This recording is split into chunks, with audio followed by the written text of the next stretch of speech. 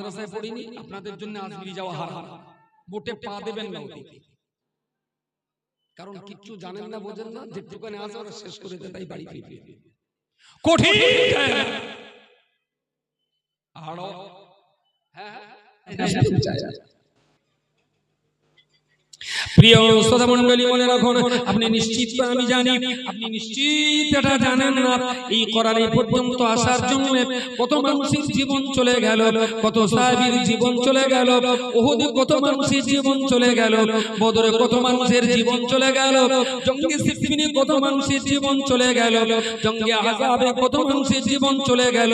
গত 1400 বছর ধরে লক্ষ লক্ষ কোটি কোটি আল্লাহ ওয়ালা আলেম হাফেজ নবী সাহাবী পীরানে তরিকত বুজুর্গানে দ্বীন আউলিয়া কেরাম, কিউবা আলেম, কিউবা হাফেজ, কিউবা গাউস, কিউবা কুতুব, কিউবা সুফি, কিউবা দরবেশ, লক্ষ লক্ষ আল্লাহ ওয়ালা মানুষের জানার প্রাণী কোরআনের জন্য চলে গেল।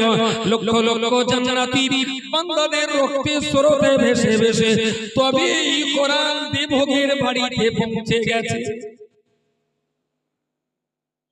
কোরআন বড়দিনের আনন্দ করতে করতে ঢাকঢোল পেটাতে পেটাতে আপনার বাড়ি আসে। কোরআন আপনার দেবগের বাড়িতে এসেছে, বীর মুজাহিদদের রক্তের স্রোতে ভেসে ভেসে এই পর্যন্ত এসেছে। খাজা মঈনুদ্দিন চিশতি এসেছিলেন একটু কোরআন শোনাবার জন্য। আমাদের দেশের তৎকালীন যিনি রাজা ছিলেন পৃথ্বীরাজ, খাজা সাহেবের সঙ্গে ব্যবহারটা কি ভালো করেছিলেন? ভালো করেন।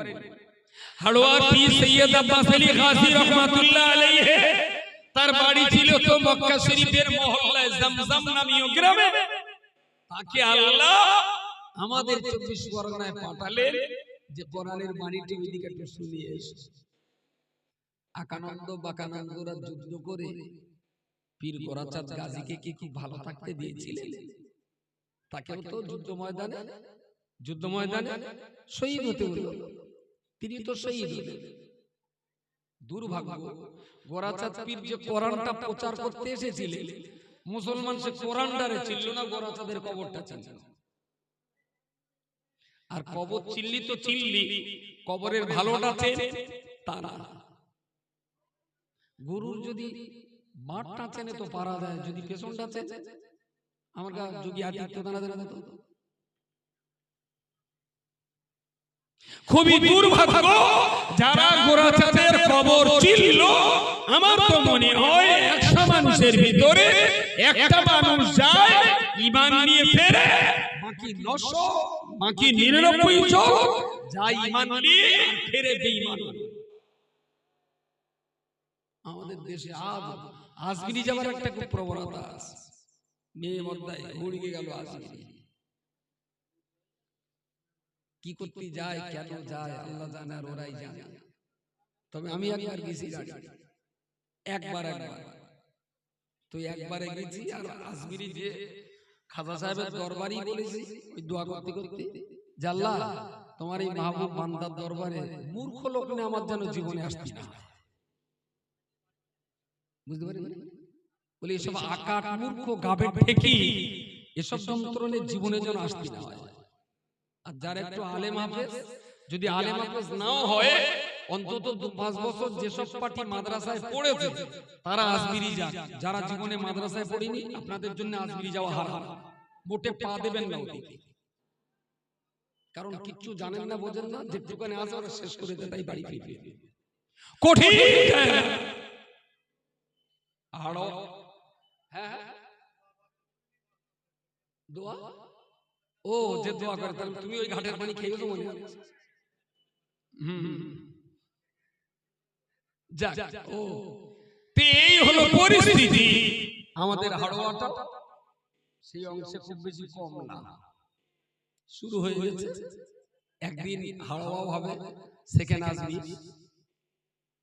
মাথায় ঝাঁটার বাড়ি মেরি পয়সা না, মোটামুটি এখন বাক্সরিকে বসে রয়েছে, ঝাঁটাটা মারে না, তাহলে বাক্সে দাও, ওই বাড়তে বাড়তে একদিন ঝাঁটা মেরেই বলবে পয়সা না পেলে ভেতরে ঢুকতে দেবো না।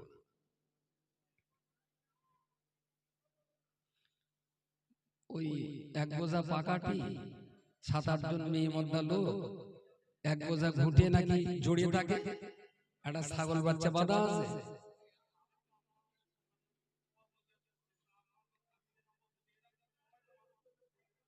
আসলে পুরো দেহই তো ঘা, কেউ হয়তো পায়ে মলম দিচ্ছে, কেউ হয়তো নাকের ডগায় দিচ্ছে, আমার একটু দোষ বলে বাঁচা যাচ্ছে।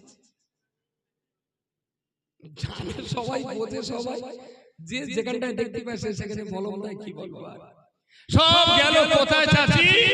না তোমার এই বড় বৌমাটা হয়ে হয়ে মরে যেত, একটা মান্নত করলো যদি একটা আল্লাহ বাচ্চা বাঁচিয়ে রাখে তা বড় চাচা বাবার দরকার একটা ছাগল দেবো। তাই আমি চাষি, ছাগলটা না চাষা দিলি হতো না।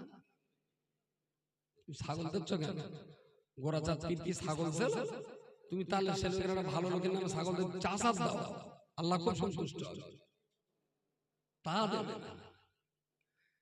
পীরের নামে যে ছাগল জবাই হয়, পীরের নামে যে ছাগল জবাই হয়, কাওয়ার বাড়ি সোর আর মুসলমানের বাড়ির ওই ছাগল, দেয়ার ইজ নো ডিফারেন্স। কোন মতে খাওয়াই যায় না সে ছাগল, কারণ কোরআনে আল্লাহ পরিষ্কার বলেছেন আল্লাহ ছাড়া অন্যের নামে জবাইকৃত পশু হারাম হারাম হারাম। দুর্ভাগ্য এখনো আমাদের দেশের কিছু মানুষজন কোরআন জবাই করে দিয়ে সেখানে যাচ্ছে আল্লাহর সন্তুষ্ট। আর কবে হবে জাতি? বৈশাখুরির জমানায় তিনি কলমাতুল কুফর কিতাব লিখে গেলেন, মাত্র 45 টাকা দাম দেয়। এ জাতি 45 টাকার ফুসকা খাবে, ওখানে লাইন মেরে করা চালাচ্ছে, সে যেভাবে গালে ঢোকাচ্ছে তাতে 45 টাকায় পাই উঠবে বলে মনে হয়। ওর বাড়ি একটা 45 টাকার হুজুরের কিতাব নেই, কি করে বাঁচবে জাতি? আপনারা যে কটা মানুষ ভিতরে বসেছেন আল্লাহর দরবারে লক্ষ কোটি শুকরিয়া আদায় করছি, কিন্তু বাকি যে ভাইগুলো রাস্তায় হুড়োহুড়ি করে ওরাও তো আমাদের সন্তান, হয় আপনার না হয় আমার। ওদেরকে একটু বোঝানো যাবে না? ওরা যদি জাহান্নামে যায় আমরা কি ছাড় পাবো? আল্লাহ তো আমাদেরকেও ধরবে যে তোমাদের সন্তানগুলো তোমরা বোঝাতে পারবে না। প্রিয় শ্রোতা মণ্ডলী, মনে রাখো আমি আপনাকে বলতে চাইছি আমার আল্লাহ পাক রব্বুল আলামিন কোরআন আমাদের কাছে দিয়েছে, আর রাসূলুল্লাহ ওখানে ফিকির করেছিলেন গায়ে বসে বসে অসভ্য জাতিটাকে সুসভ্য জাতিতে পরিণত করার জন্য 41 বছর থেকে শুরু করে 63 বছরের জীবনে তিনি মাত্র 22 বছরের ভিতরে সুন্দর একটা সমাজ ব্যবস্থা প্রতিষ্ঠা করলেন। সেদিনে আর মক্কায় মদ খাবার মানুষ ছিল না, চুরি করার মানুষ ছিল না, জেনাবে বিচার করার মতো কোন যুবক ছেলে দেখতে পাওয়া যেত না। পরে দরজা খুলে রাখলেও চোর ছিল না, দরজা ধরে ঠেলে ভিতরে ঢুকে যাবে। রাস্তা তার একজন অষ্টাদশী ষোড়শী যুবতী মেয়েকে ফেলে রেখে দিলে দেশের কেন যুবক ছেলে তারা চোর ধরে ঠাট্টা করতে যেত না। কি শান্তি, কি শান্তি!